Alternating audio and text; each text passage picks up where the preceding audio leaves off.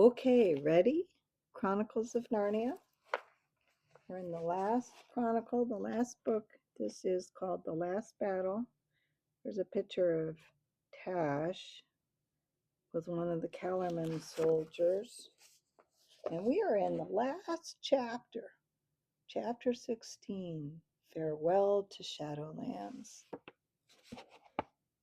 And there you go. So, can you guess who that is? Anyway,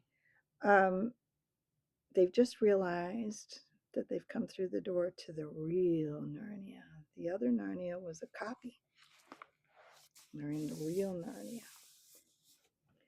So, and the unicorn has decided to gallop and run, and the rest of them are running as well. Chapter 16, Farewell to Shadowlands. If one could run without getting tired, I don't think one would often want to do anything else. But there might be special reasons for stopping, and it was a special reason that made Eustace presently shout, "I say, steady! Look what we're coming to!" And well he might, for now they saw before them Cauldron Pool, and beyond the pool, the high unclimbable cliffs, and pouring down through the cliffs, thousands of tons of water every second, flashing like diamonds in some places, and dark glassy green in others.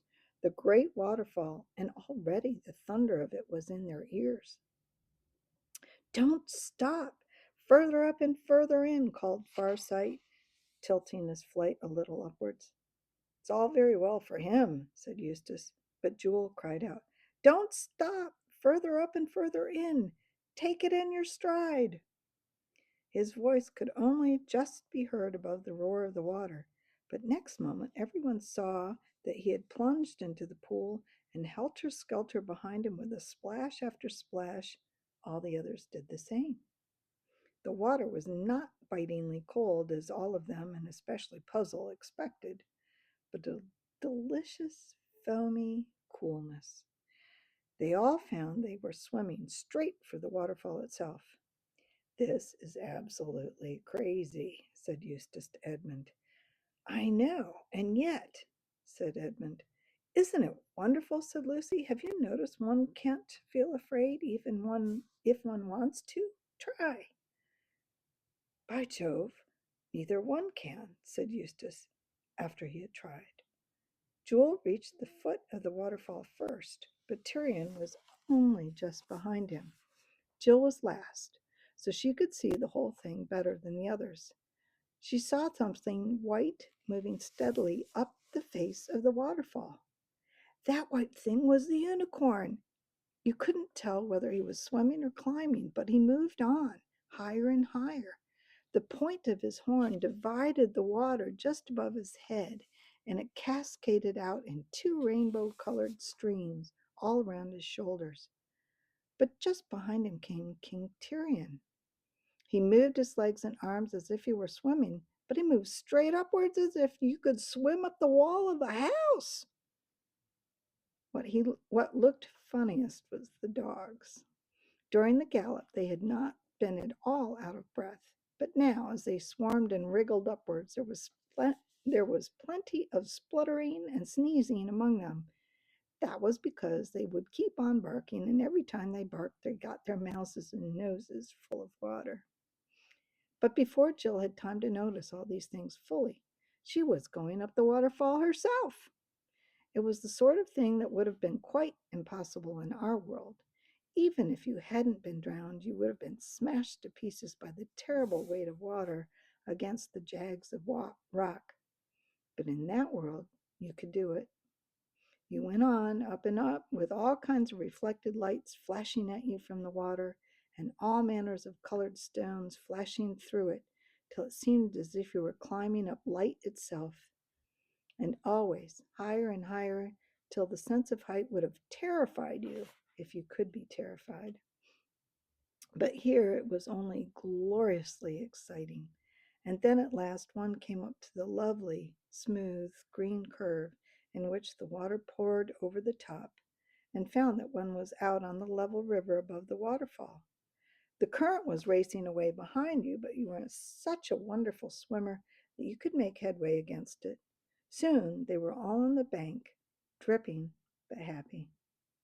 A long valley opened ahead, and great snow mountains, now much nearer, stood further up against the sky. Further up and further in, cried Jewel, and instantly they were off again. They were out of Narnia now and up on the western wild, which neither Tyrion nor Peter nor even the eagle had ever seen before. But the Lord Diggory and Lady Polly had.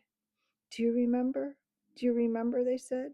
And they said it in steady voices too, without panting, though the whole party was now running faster than an arrow flies. What, Lord? Said Tyrion. Is it then true, as all the stories tell, that you two journeyed here on the very day the world was made? Yes, said Diggory, and it seems to me as if it were only yesterday. And on a flying horse? Asked Tyrion. Is that part true? Certainly, said Diggory. But the dogs barked, faster, faster. So they ran, faster and faster, till it was more like flying than running, and even the eagle overhead was going no faster than they. And they went through the winding valley after winding valley, and up the steep sides of hills, and faster than ever, down the other sides, following the river, and sometimes crossing it, and skimming across mountain lakes as if they were living speedboats, till at last, at the far end of one long lake, which looked as blue as the turquoise, they saw a smooth green hill. Its sides were as steep as the sides of a pyramid, and round the very top of it ran a green wall. But above the wall rose the branches of trees, whose leaves looked like silver and their fruit like gold. Further up and further in, roared the unicorn, and no one held back. They charged straight at the foot of the hill, and then found themselves running up it almost as water from a broken wave runs up a rock out at the point of some bay. Though the slope was nearly as steep as the roof of a house, and the grass was smooth as bowling green, no one stopped. Only when they had reached the very top did they slow up, for that was because they found themselves facing a great golden gate. And for a moment none of them were bold enough to try if the gates would open. They all felt just as if they felt about the fruit. Dare we? Is it right? Can this be for us? But while they were standing thus, a great horn, wonderfully loud and sweet, blew from somewhere inside that walled garden, and the gate swung open. Tyrion stood holding his breath and wondering who would come out. And what came out was the last thing he expected. A little, sleek, bright-eyed talking mouse with a red feather stuck in a circlet on his head and its left paw resting on a long sword. It bowed a most beautiful bow and said in a shrill voice, Welcome in the lion's mane! Come further up and further in. Then Tyrion saw King Peter and King Edmund and Queen Lucy rushed forward to kneel down and greet the mouse, and they all cried out, Reepy cheep! And Tyrion breathed fast with the sheer wonder of it, for now he knew that he was looking at one of the great heroes of Narnia, Reepicheep the Mouse, who had fought at the great battle of Verona and afterwards sailed to the world's end with King Caspian the seafarer. But before he had much time to think of this, he felt two strong arms thrown round him, and felt a bearded kiss on his cheeks, and a well-remembered voice saying, What, lad, art thicker and taller since I last touched thee? It was his own father, the good King Irlian, but not as Tyrion had seen him last when they brought him home pale and wounded from his fight with the giant, nor even as Tyrion remembered him in later years when he was a gray-headed warrior. This was his father, young and merry as you could just remember him from very early days when he himself had been a little boy playing games with his father in the castle garden at Cair Paravel just before bedtime on summer evenings. The very smell of bread and milk he used to have for supper came back to him. Jewel thought to himself, I will leave them to talk for a little, and then I will go and greet the good King Erlian. Many a bright apple has he given me when I was but a colt. But the next moment he had something else to think of, for out of the gateway there came a horse, so mighty and noble that even a unicorn might feel shy in its presence. A great winged horse. It looked a moment at the Lord Diggory and the Lady Polly, and neighed out, What, cousins? And they both shouted, Fledge! Good old Fledge! And rushed to kiss it. By now the mouse was again urging them to come in, so all of them passed in through the golden gates into the delicious smell that blew towards them out of the garden, and into the cool mixture of sunlight and shadow under the trees, walking on springy turf that was all dotted with white flowers. The very first thing that struck everyone was that the place was far larger than it had seemed from the outside. But no one had time to think about that, for people were coming up to meet the newcomers from all directions. Everyone you had ever heard of, if you knew the history of these countries, seemed to be there. There was Glimfeather the owl, and Puddleglum the marshwiggle, and King Rillian the disenchanted, and his mother, the star's daughter, and his great father Caspian himself. And close behind him were the Lord Drinian and the Lord Byrne, and Trumpkin the dwarf, and Truffle Hunter, the good badger, with Glenstorm the centaur, and 100 other heroes of the great war of deliverance. And then from another side came Cor, the king of Archenland, with King Lune his father and his wife, Queen Erebus, and the brave princes, Corin Thunderfist his brother, and Bree the horse, and Hwin the mare. And then, which was a wonder beyond all wonders to Tyrion, there came from further away in the past the two good beavers and Tumnus the fawn. And there was a greeting and kissing and handshaking, and old jokes revived. You've no idea how good an old joke sounds when you take it out again after a rest of about 500 or 600 years. And the whole company moved forward to the center of the orchard, where the phoenix sat in a tree and looked down upon them all. And at the very foot of that tree were two thrones, and in those two thrones a king and queen so great and beautiful that everyone bowed before them. And well they might, for these two were King Frank and Queen Helen, from whom all the most ancient kings of Narnia and Archenland are descended. And Tyrion felt as if you would feel if you were brought before Adam and Eve in all their glory. About half an hour later, or it might have been a half a hundred years later, for there was time, their time is not like time here. Lucy stood with her dear friend, her oldest Narnian friend, the fawn Tumnus, looking down over the wall of that garden and seeing all Narnia spread below. But when you looked down, you found that this hill was much higher than what you had thought. It sank down with shining cliffs thousands of feet below them, and trees in that lower world looked no bigger than grains of green salt. Then she turned inward again and stood with her back to the wall and looked at the garden. I see. Excuse me, she said at last thoughtfully. I see now. This garden is like the stable. It's far bigger inside than it was outside. Of course, daughter of Eve, said the fawn. The further up and the further in you go, the bigger everything gets. The inside is larger than the outside. Lucy looked hard at the garden and saw that it was not really a garden at all, but a whole world, with its own rivers and woods and sea and mountains. But they were not strange. She knew them all. I see, she said. This is still Narnia, a more real and more beautiful than the Narnia down below, just as it was more real and more beautiful than the Narnia outside the stable door. I see. A world within world, Narnia within Narnia? Yes, said Mr. Tumnus, like an onion, except that as you go in and in, each circle is larger than the last. And Lucy looked this way and that, and soon found a new and beautiful thing that happened to her. Whatever she looked at, however far away it might be, once she had fixed her eyes steadily on it, became quite clear and close, as if she were looking through a telescope. She could see the whole southern desert, and beyond it the great city of Tashbaan. To eastward she could see Cair Paravel on the edge of the sea and the very window of the room that had once been her own. And far out to sea she could discover the islands, island after island, to the end of the world, and beyond the end, the huge mountain which they had called Aslan's country. But now she saw that it was part of a great chain of mountains which ringed around the whole world. In front of her it seemed to become quite close. Then she looked to her left and saw what she took to be a great bank of brightly colored cloud, cut off from them by a gap.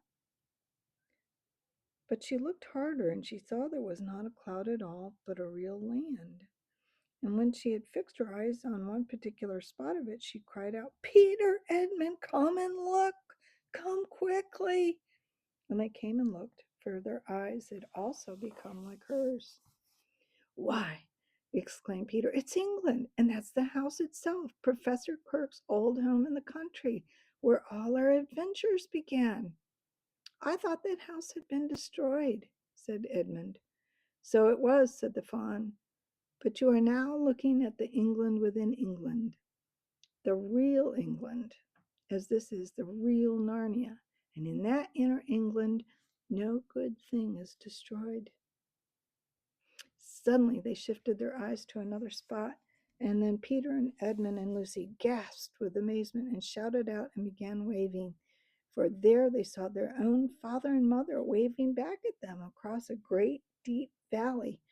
It was like when you see people waving at you from the deck of a big ship when you're waiting on the to meet them. "How can we get at them?" said Lucy. "That's easy," said Mr. Tumnus. "That country and this country, all the real countries, are only spurs jutting up from the great mountains of Aslan. We have only to walk to the ridge upward and inward till it joins. And listen, there is King Frank's horn. We must all go up." Excuse me.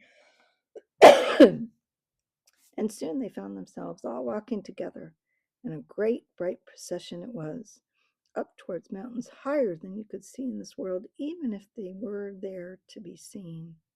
But there was no snow on those mountains. There were forests and green slopes and sweet orchards and flashing waterfalls, one above the other, going up forever. And the land they were walking on grew narrower all the time, with a deep valley on one side, and across that valley the land which was the real England grew nearer and nearer. The light ahead was growing stronger. Lucy saw that a great series of many-colored cliffs led up in front of them like a giant staircase, and then she forgot everything else, because Aslan himself was coming, leaping down from cliff to cliff like a living cataract of power and beauty. And the very first person whom Aslan called to him was Puzzle, the donkey. You never saw a donkey look feebler and sillier than Puzzle did as he walked up to Aslan, and he looked beside Aslan as small as a kitten looks beside a St. Bernard. The lion bowed down his head and whispered something to Puzzle, at which his long ears went down, but then he said something else, and his ears pricked up again. The humans couldn't hear what he had said either time. Then Aslan turned to them and said, "You do not yet look so happy as I mean you to be." Lucy said, "We're so afraid of being sent away, Aslan, and you have sent us back into our own world so often." "No fear of that," said Aslan. "Have you not guessed?" Their hearts leapt, and a wild hope rose within them. "There was a real railway accident," said Aslan softly. "Your father and mother and all of you are, as you used to call it in the Shadowlands, dead. The term is over. The holidays have begun. The dream is ended. This is the morning." And as he spoke, he no longer looked to them like a lion, but the things that began to happen after that were so great and beautiful that I cannot write them down. And for this, it is the end of all stories, as we can truly say that excuse me, and for us, this is the end of all the stories, and we can truly say that they all lived happily ever after. But for them, it was only the beginning of the real story. All their life in this world and all their adventures in Narnia had only been the cover and the title page. Now, at last, they were beginning chapter 1 of the great story which no one on earth has read, which goes on forever and ever, in which every chapter is better than the one before. The end.